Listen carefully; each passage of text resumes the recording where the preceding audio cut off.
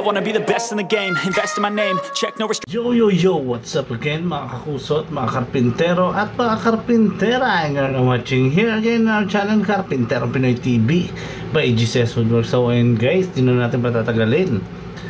Ang gagawin naman natin is 2-bedroom unit dyan sa Prisma Residence Celeste Building sa penthouse. So ayun guys, ano pa hinihintay nyo? Simulan na natin to. Baka simulan pa ng iba. Ano pa hinihintay nyo? Let's go!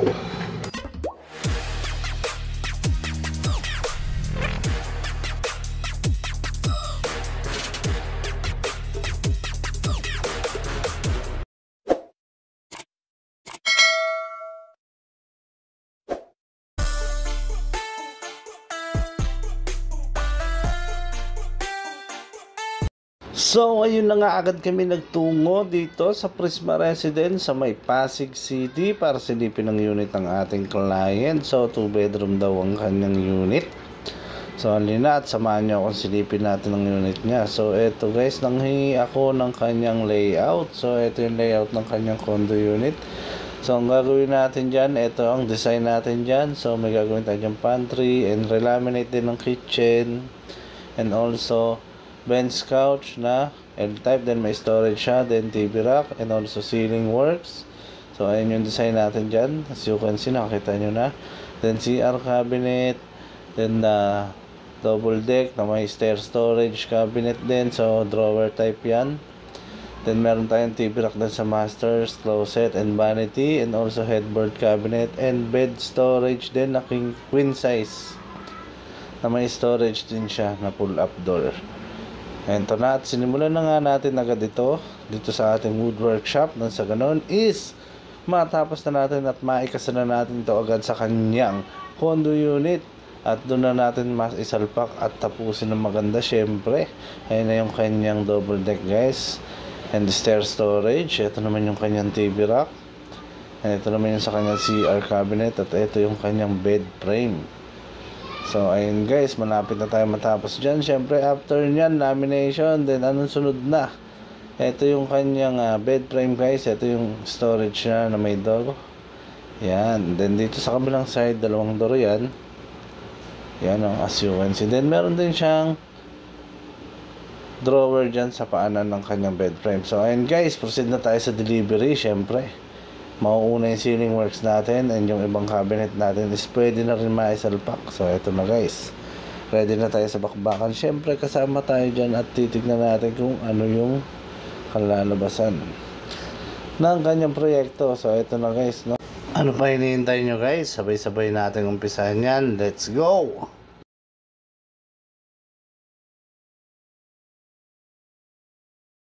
At eto na nga guys, no? Nakarating na nga kami dito sa Prisma Residence para ihatid ang ating mga karpinterong Pinoy. So eto guys, maya lang papasukin na natin yan. Medyo traffic lang dito sa labas.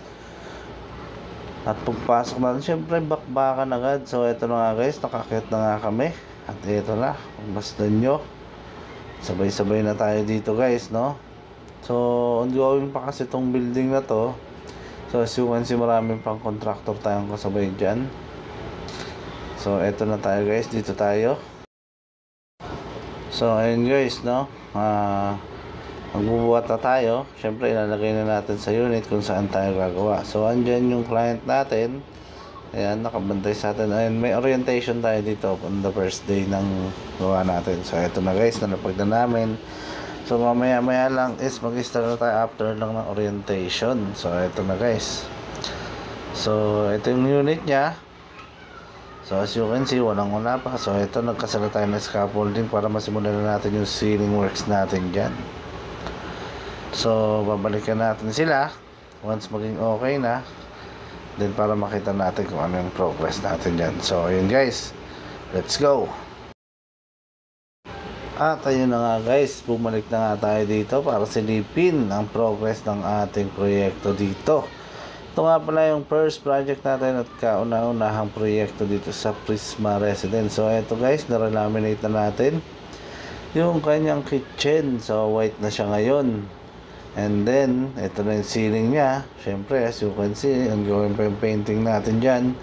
and electrical. So ito guys, no, as you can see, ayan, nagkakating na sila sa painting works. At ito na guys, yung TV rack nya, may ilaw na, and ito na rin yung CR cabinet nya. So mamaya maya lang makita nyo kung ano yung itsura kapag natapos na. So ayun guys, ito naman tayo sa master's bedroom.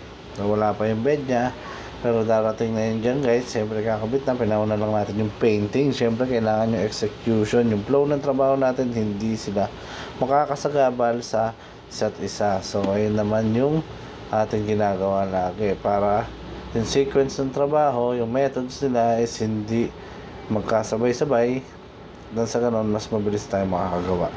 So ayun guys, kung makita nyo, tinungtungan niya na yung double deck natin, napakatibay niyan. Partida, malaking tao pa yan, no?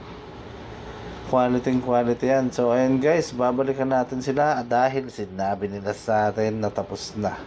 So ayun guys, sabay-sabay natin silipin ang ating proyekto dito na kauna-unahan gagawin sa Prisma Residence. So makikita na natin kung anong kanabasan. Ano pa hinihintay nyo? Let's go!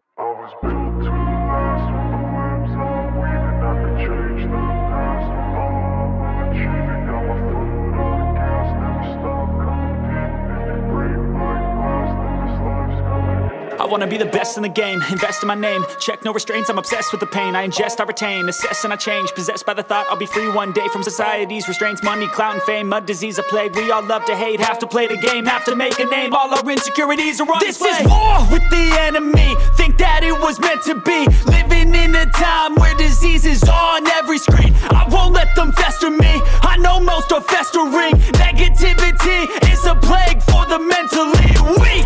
No mercy, all I got is working. Never stop searching, never quench the thirsty. I'm toxic and psychotic with this logic, you can't stop it. It's been chronic since I was a boy, so neurotic and chaotic. I'm built to last with the webs I'm weaving. I could change the past with all I'm achieving. Got my foot on gas, never stop competing. If you break like glass, then this life's gonna eat 'em. Make mistakes real fast, then you learn how to beat 'em. If you take off the cast, you can see all the healing. If the pain's in the past, move on from the grave and put your foot on the gas. No, never stop competing, yeah. I've been doing this, I'm on it. I just wanna be iconic. Sipping on a gin and tonic, got me going off when I'm on this topic, yeah. If I ever play, I want it. You know that I'm always honest.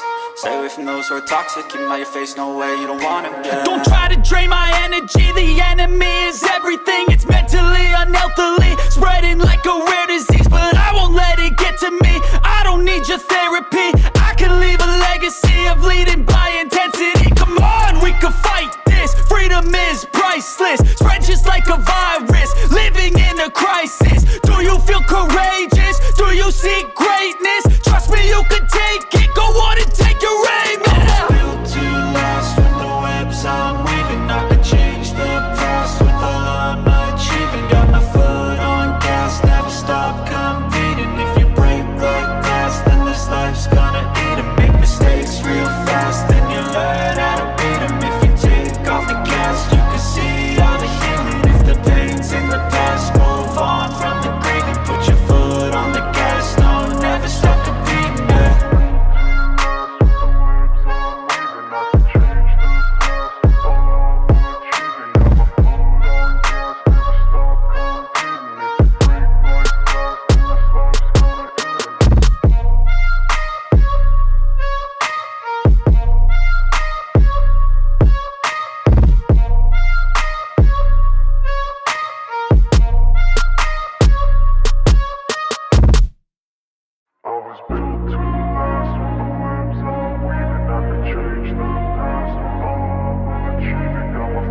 So ayun guys, no, salamat nga pala sa ating client na nagtiwala sa atin at nakita niya lang rin tayo sa YouTube and sa Facebook.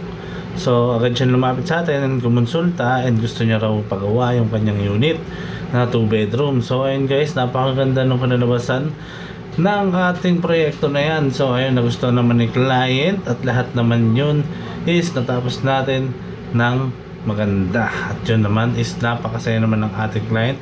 Napa-feedback pa. So yun, sa mga gusto mong pagawa at sa mga gusto mag-inquire, maaari po kayong bumisita sa aming FB page. Dito lang po sa GCS Woodworks, and meron din kami backup page, pwede rin kayo pumunta dyan at pwede rin natin pag-usapan dito lang sa GCS Woodworks and Fit Out Carpinterong Pinoy TV backup page. Or kung gusto nyo naman rumekta sa aming wood workshop, maaari rin kayong bumisita. Wasteable naman ang aming wood workshop dito lang sa GCS Woodworks and Fit Out, at makakarating kayo dito at mapag-uusapan natin at lahat ng katanungan nyo ay masasagutan natin. So ayun guys, hanggang sa muli, isa ng proyekto ang ating tinapos, sa namang kliyente ang ating napasaya, at sa mga susunod hayaan nyo kaming tulungan kayo na ibigay ang inyong nais at yung mga nais nyong ipagawa nang hindi kayo nagsasayang ng pera. Dahil dito sa ating Gawang Pinoy, Tatak Pinoy, yan ang Carpinterong Pinoy TV by GCS Woodworks ay handa naman maglingkod sa inyo. So ayun guys, hanggang dito na lang. Sa mga hindi pa po nakakapag-subscribe, please don't forget to like, share, and subscribe. Please click the notification bell below para updated kayo sa mga bagong videos na ilalabas namin. So ayun guys, hanggang dito na lang. Break it down. Subscribe.